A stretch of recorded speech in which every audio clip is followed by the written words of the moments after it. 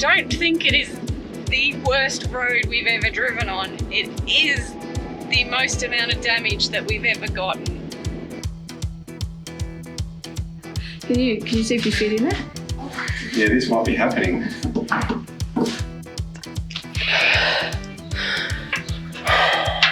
So I heard this ping, a big metal ping.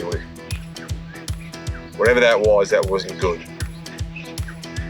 So I just put out of the campground at Ellenbrae and the truck wouldn't pull away. It was just sort of like limp mode, basically.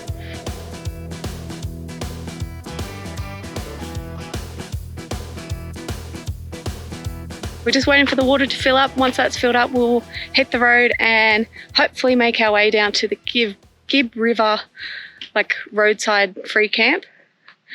We drove past it on the way in, looks pretty nice. So we'll go head there. So this is why you listen to the vehicle. And I was just driving along this road coming out of McGowans. It's pretty rough, slow going. You can drive it faster if you want to break stuff. That's not my style. But you just listen for squeaks and stuff. And I heard some squeaks coming from what I thought was the roof. I was right. I just pulled over, had a look, and I just checked the usual suspects. So a couple of times the shovel holder had sort of developed a bit of a squeak. I nipped up all those little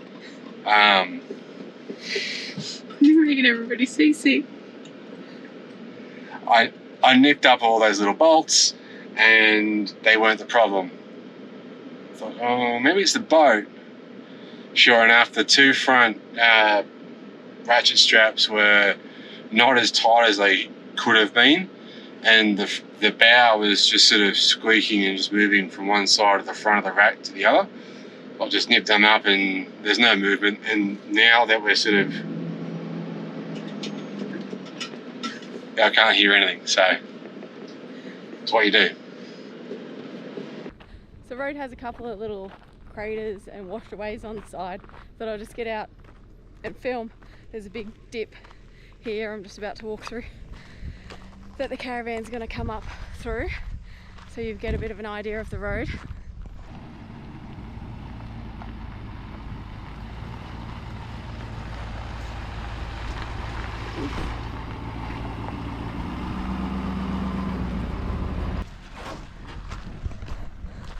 Those things always look much worse in real life than they do on camera.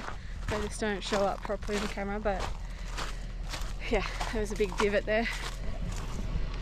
So we've got about 100 metres to the turn off to go down to Ellenbrae, and we were just saying it's 7 kilometres from the turn off back into McGowans, and it's taken us 45 minutes so far. Grant's just in here going, just get out and walk. Like, you literally, I'm just doing walking speed. I won't stop, I'll just continue going and you just open the door and walk and you'll beat me there. Because I wanted to take a photo of the sign. Grant's like, just get out of the car and walk there, I'll just keep driving. We've been doing, I don't know, between like 4 and 10 kilometres an hour. And look, we're at the sign. Beautiful.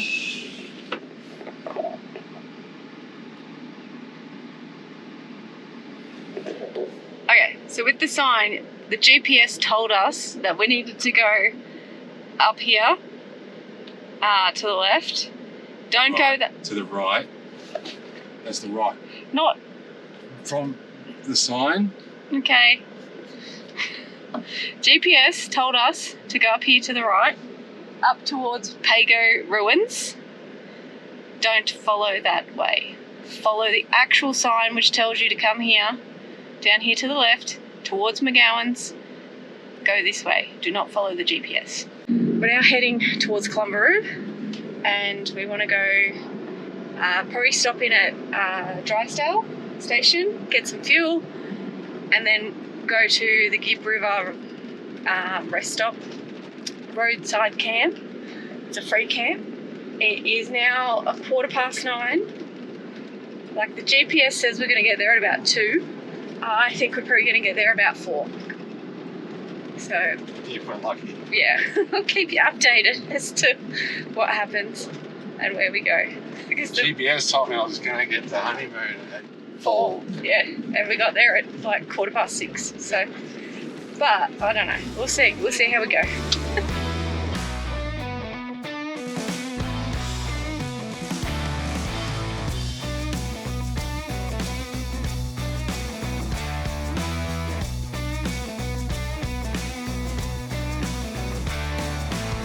Call me the joker, call me the fool.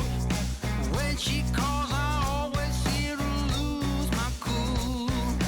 Baby, I'm just a mouse to your plane. And don't you know that loving you is a train wreck waiting to happen? Don't you know that loving you is a train wreck waiting to happen? Yes, it is, baby.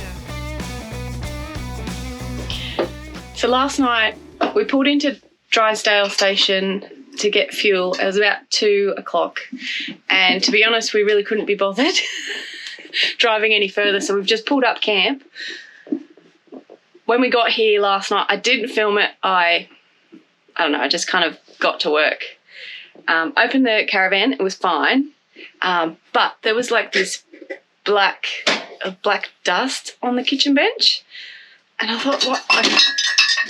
It's red dust around here. Like, where's this black dust come from? And there was like a little thing of pepper. I had gone like tipped over, and there was pepper all through the cupboard. Had like rattled out onto the bench top, so I just kind of cleaned that up. And then we had a soy sauce bottle fall over, and it's one of those soy sauce bottles that are very authentic and doesn't have a proper lid, so you just kind of cut the nib off. So that just fell over and like poured soy sauce into that container. But this morning we were having breakfast, and Grant just went in the cupboard to get our coffee cups out. Oh no!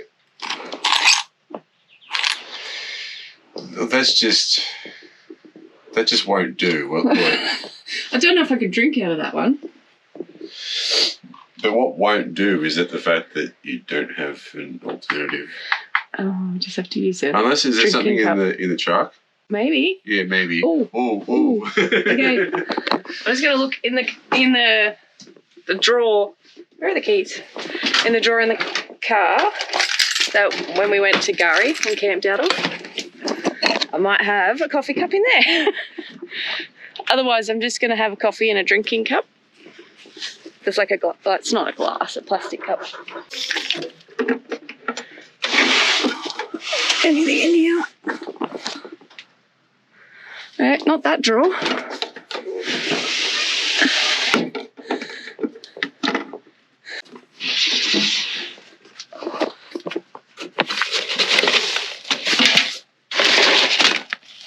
Oh no.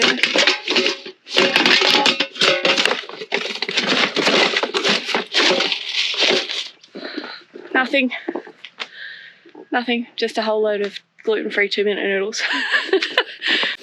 No luck. Looks like I will just need to buy a new coffee cup. I'll have to drink out of a plastic cup from now on. Or a jam jar. Or a jam jar, or the little thermos thing I make yogurt in. Anyway, it's all good. Grant ended up finding a jam jar in the back of the cupboard, and he made my coffee in that, and it worked a treat. We're all packed up. We're leaving Drysdale Station, heading over to Ellenbrae. We might stop in at the Gibb River rest area and have a little look. You can go out to Mitchell Falls from here. You can walk, I think it's 2.5 hours, or you can drive out, or you can do it in a helicopter. We haven't done Mitchell Falls this time. We'll probably come back and do that another time. Let's hit the road. To the road.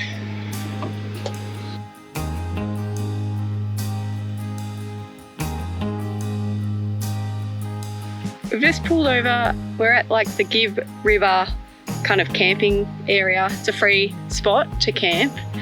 We were intending to camp here last night. We just kind of got over the car and the corrugations. So we pulled up at Drysdale. But we thought we'd still come and have a look, and it would have been absolutely lovely to camp here last night, if I'm honest. Yeah, it's quite a pretty little spot. Absolutely beautiful. Would have been great, had a campfire and everything, but you know, sometimes you're just not feeling it. But we'll show you, and if you are coming through the Gibb, I recommend coming and staying here. If you can find a spot, 'cause there's not a lot of spots. Yeah. If you're in a rooftop bar, you can pop a spot anywhere, but if you're with a caravan, not so many spots. Yeah, you probably don't want to pull up late either because there won't be many spots left. Yeah, maybe a handful if you're lucky. Yeah.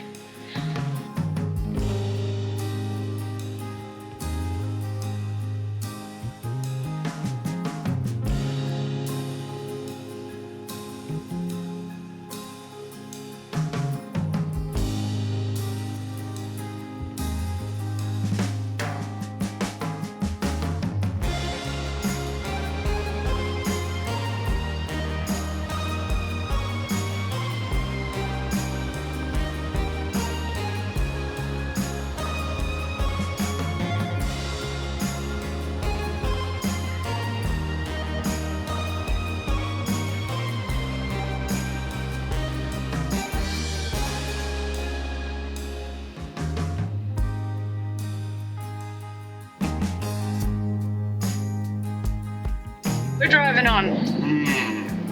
Welcome change. Just said then, it's like easing yourself into a nice warm bath. Nice. Yep. Nothing like a bit of blacktop after you've been on corrugations. And bad ones too. It's pretty bad.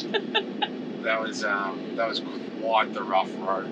Yeah. To, Honeymoon. Yeah, Honeymoon and McGowans. I will say that, well, we're on the corrugations. The dream's yeah. over. Oh no, there's a bit. Oh no, that's corrugations as well. But I will say, whilst we don't think it is the worst road we've ever driven on, it is the most amount of damage that we've ever gotten on a road. Yeah. I mean, our rig's usually pretty solid, particularly our Caravan. So so far the damage that we've done is I've lost a grease cap off one of the hubs. We have gotten a little bit of dust ingress, but that was through two of the windows at the back that aren't sealing shut as well as they used to. So that's a problem that I'll have to sort out shortly. And our microwave plate, it came out on the way up to Honeymoon Bay. That was a rough road. That was a track. It was a very rough track. Yeah, so I believe we've been on worse roads. For some reason, we just didn't do as much damage, or any damage. But that's the only damage that we've had so far, touch wood. So, yeah, we'll see how we go with that. That's not a lot of damage if you think about it. I mean, Grant was forgetting my coffee cup. Oh, I'm sorry, I forgot the coffee cup. My coffee cup's gone. And then we just had like an egg break and the pepper spill and some soy sauce spill. Oh, okay. And we have had 2 milks explode.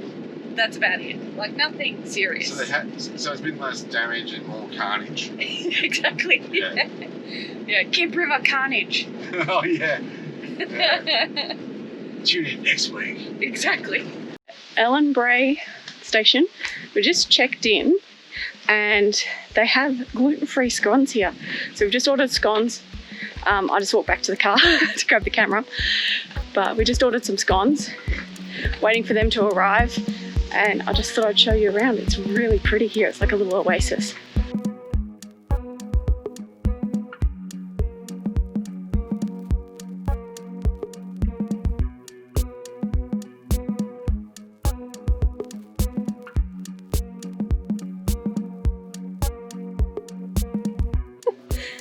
Grant's gone is gluten-free, so they do have gluten-free options here.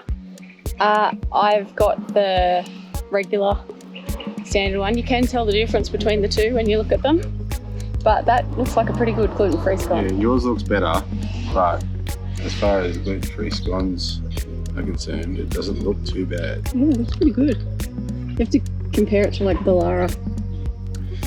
Oh yeah, because they claim that they were like The best. the bee's knees. Yeah. They were supposed to be the best. I'll be the judge of that. There's more flavour in this one than the Lara one. Okay, that was like last year that I had it. Yeah, So, it's a while ago. It's pretty good. But I rarely forget a scone. Hopefully that's getting me.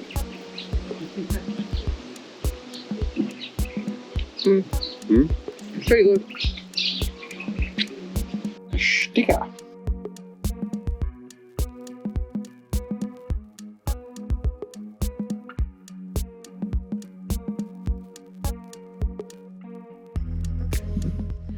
Checked in.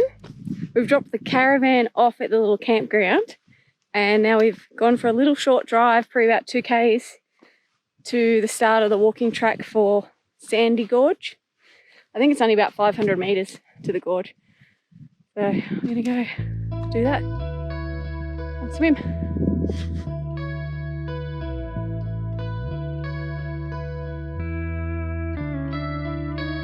We made it. Very pretty. Very pretty. But we're here by ourselves. All to ourselves.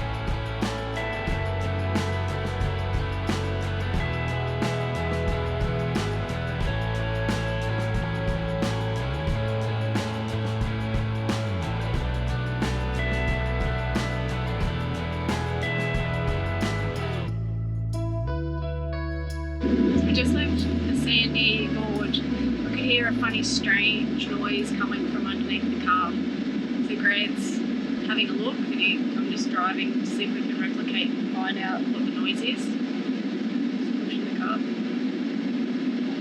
Hopefully it's nothing serious.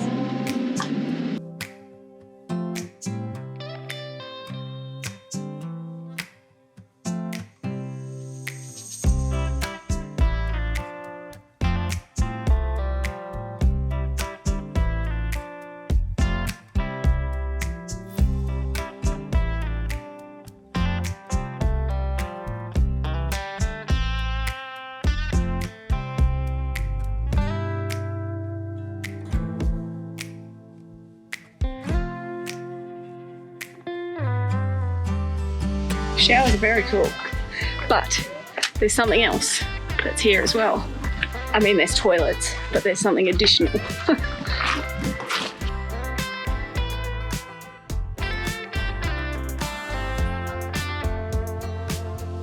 Did you hear it? Can you see if you fit in there?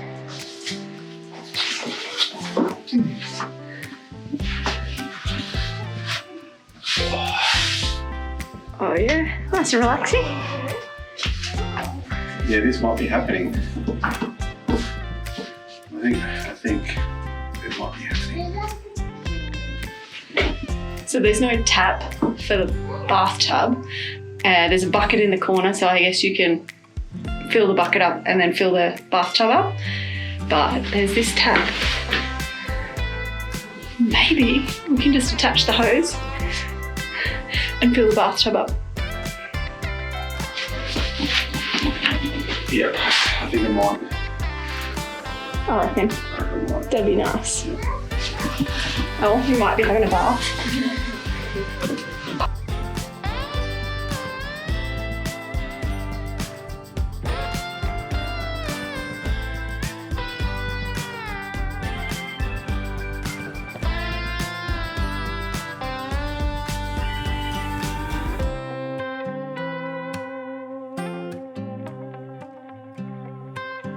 We just took a little walk down to check out the waterhole, which looks very nice, but we've decided that we might try out the bathtub instead and give that a go. So just walking back up to the van to get everything ready.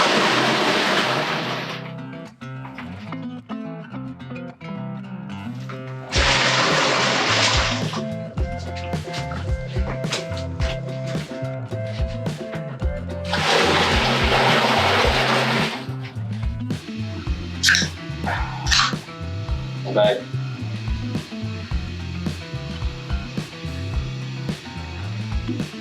Surprised you fit in the bathtub. I don't really. The legs are at the risk of moving the strategically placed bubbles. Yeah, my feet don't really fit. A bit like a size 16 and a size 6. Look at that foot. Man, that's a dirty foot. Not for long. It's living. Now, for context, this bath is actually quite big because I'm on my tippy toes to reach the end of it. Oh, whatever.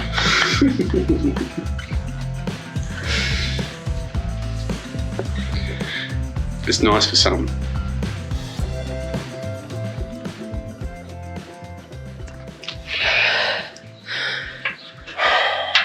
So I noticed yesterday, we're at the gorge.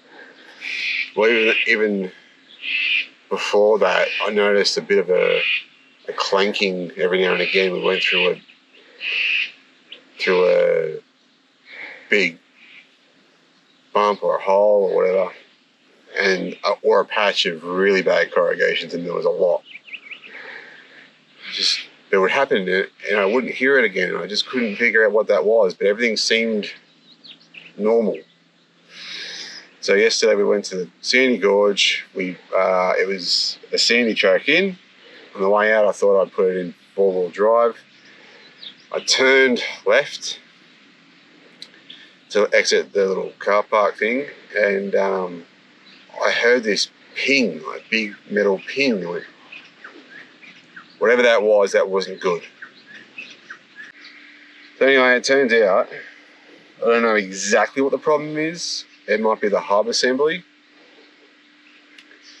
but the front stub axle seems to be moving inside the wheel. At the moment, it seems to be just, so the front stub axle's going into the front wheel like that. And at the moment, it's just doing that, where it should be just in there like that, turning. Well, it's not. It's doing that, which is not a good thing. It's too much movement.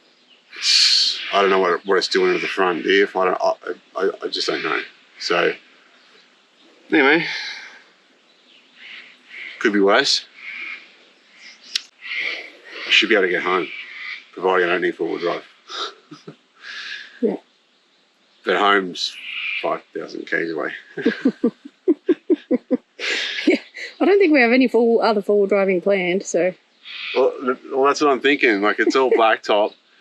I don't know. We'll see how we go. I think it'll be fine. I'm just going to be quietly stressing about it the whole time now. Yes. We're all packed up, leaving Ellenbrae, and we're heading on to Home Valley Station at the moment. It's a good little camp here. It's awesome. Yeah, the amenities are really good as well. No, it's like a little oasis in the middle of the desert. Something's wrong. Just pull it up. So I just pulled out of the campground at Ellenbrae, and the truck wouldn't pull away. It was just sort of like limp mode, basically. And I just started to go up a bit of a hill, and I'm like, oh, I don't think I'm going to make it. So I just pulled over, and I have this little OBD link plug that goes straight into your CPU port under the dash. You connect it to your phone, it'll run its diagnostics, and it'll just tell you what the codes are. And then you find out what the problem is. Oftentimes, this app will tell you what the problem is, what the code is, and then give you the link to find out what the actual code means. It also just tells you where it is sometimes, depending on what the code is. So it's come up with E102, which is mass or volume airflow circuit, low input. To me, that's the mass airflow sensor that goes, like the little plug that goes onto the top of the airbox. That's come free. I didn't check that this morning. That's my bad. I'm going to do that now.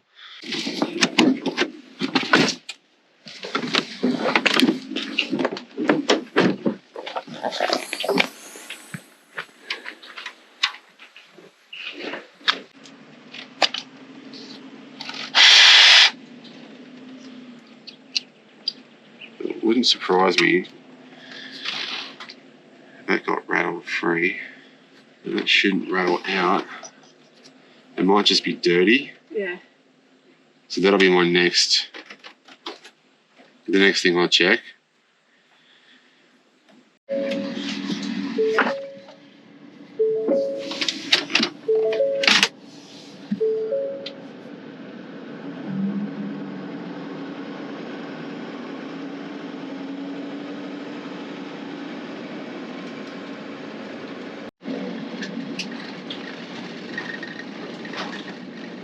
The light's still on, but it seems to be going up in gears.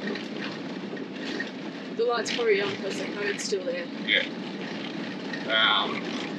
It seems like I can accelerate. So that might have been the only problem, is like the mass airflow sensor plug. The plug for the mass airflow sensor might have been loose. So just that, all this added to the problem with the front driver's wheel. Sort of messes with the anxiety levels a little bit. Yep. It's just knowing that now there's a repair bill looming over my head on top of everything else. It's a little bit stressful, but providing we make it through, I think we will. I think it'll be fine. Could be worse. So that's just my mantra at the moment. Could be worse, could be worse, could be worse, could be worse, could be worse, could be worse. Alright, let's see if it gets up here.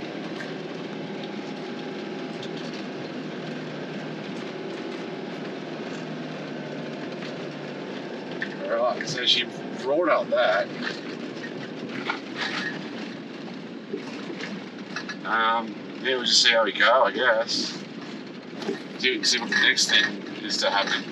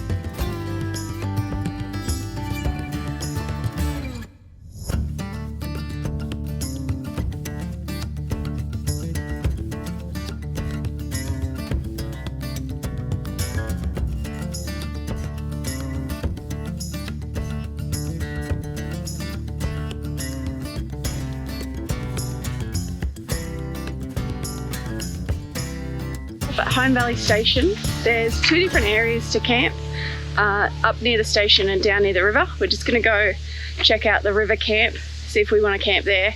If not, we'll come back up to this section. So we have decided to camp down by the river, all by ourselves, apart from the 50 bazillion flies.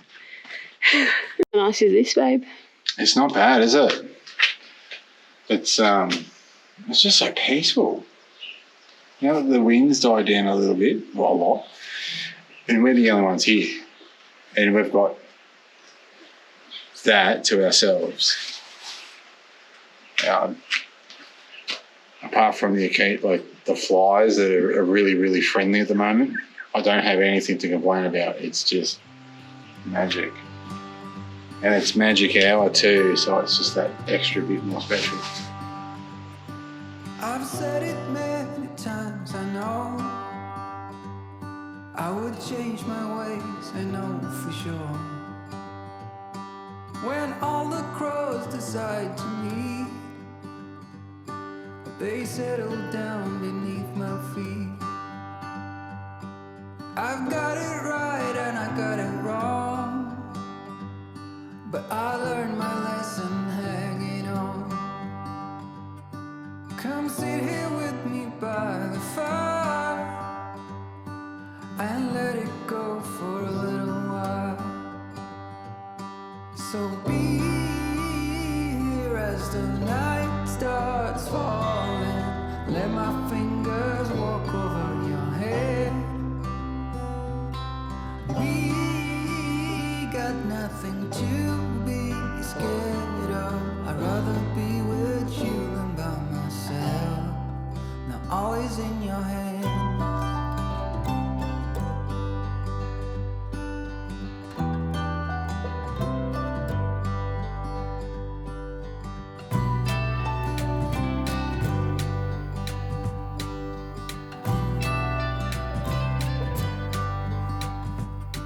When I was young, I thought control would lead me to an ending road,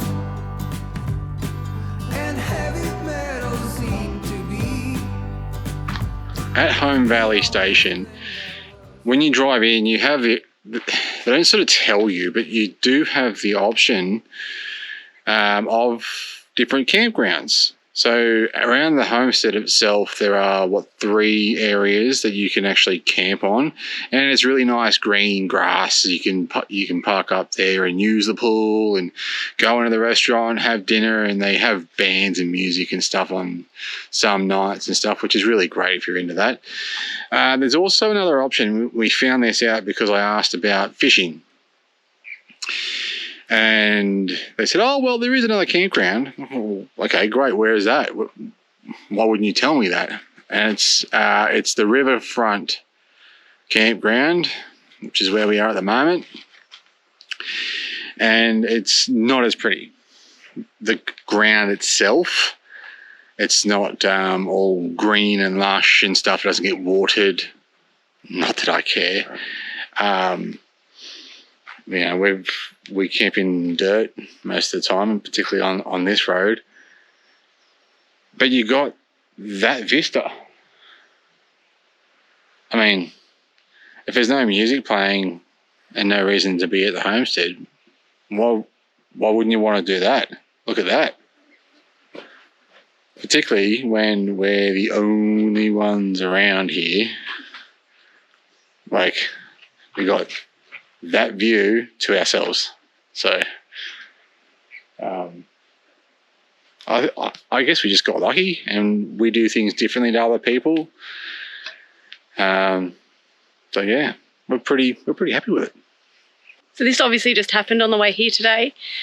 I said to Grant, can you just go out into the freezer, because we have this as a freezer, can you just go into the freezer and get some chicken? And he's like, oh, the freezer's not on. So luckily, because that wouldn't have been fun to have lost everything that's in there.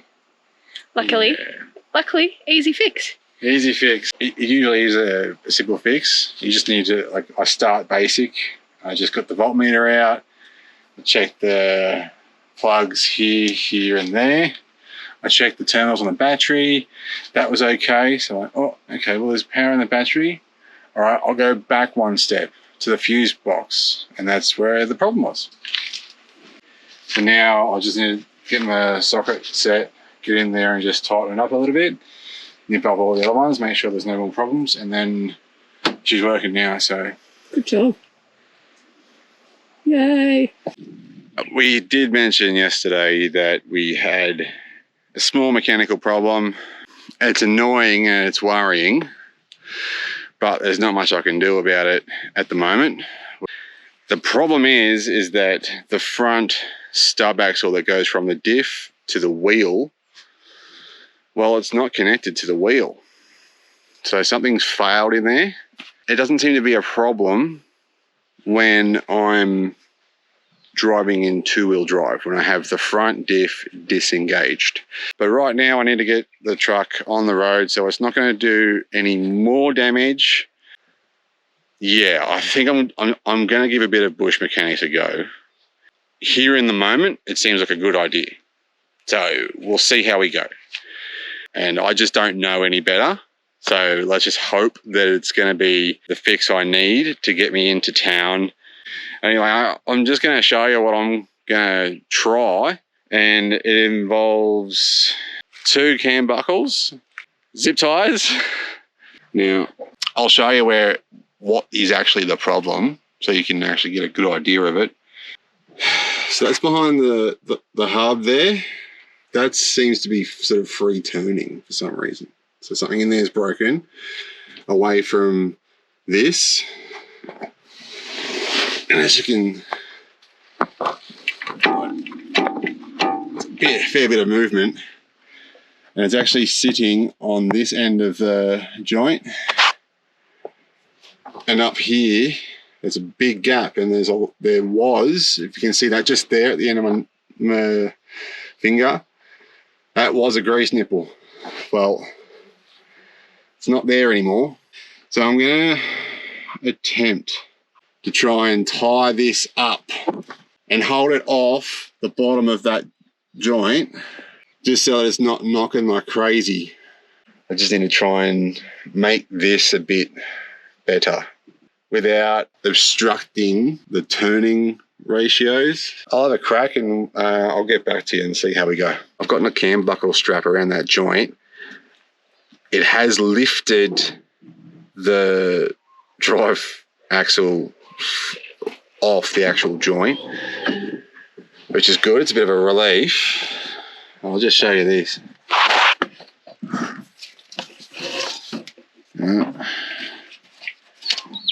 So, just look at that. That's not good. That being said, I'm still driving. The wheel's not driving, but I'm able to drive, albeit cautiously, very, very cautiously. I'm very gingery about where I put the wheel, what I'm driving through and how fast. So that part seems to be just disengaged from the back of the driving hub or locking hub. It doesn't seem to be a problem. It's all connected, it's all bolted on, it's all fine. It's just not driving. Anyway, we'll see how we go. I might put another strap around it just to make sure. I'm just about to drive forward just to check that I'm not hindering anything and that it may actually work. I'm hoping it does. Tidy this up and I'll move it forward, or Bianca will move it forward. Drive up there and yeah, fingers crossed. Sense of humour. Got to have a sense of humour. We'll get there. We'll get there. So that didn't really work. Bianca just got in and drove it forward. What shouldn't have moved. And what shouldn't have moved is the hub side of the axle. That's what was restrained to try and lift the axle off the joint. I have a theory that the hub side of the axle caught on the driving axle. Even though it's not engaged, because it caught on the hub as the car started to roll forward, it moved that whole axle and broke the straps, which, I mean, I'm glad that they just broke. Not really sure, to be honest with you. Short of pulling it off entirely, which I really don't want to do. We're only going to drive to just down the road to the Pentecost River crossing. I'll have a look then. I just need to gauge a bit more in my head what's going on, but and whether or not I'll be able to get this thing through. Yeah, it's times like this I wish I was a mechanic. I could just do things, but it might seem really obvious to you at home, but to me at the moment in the situation, it doesn't. So I'm not really sure what to do. I don't want it to be rattling around the whole time. It was from Ellenbrae to Home Valley Station, so right, anyway, I'll keep you updated.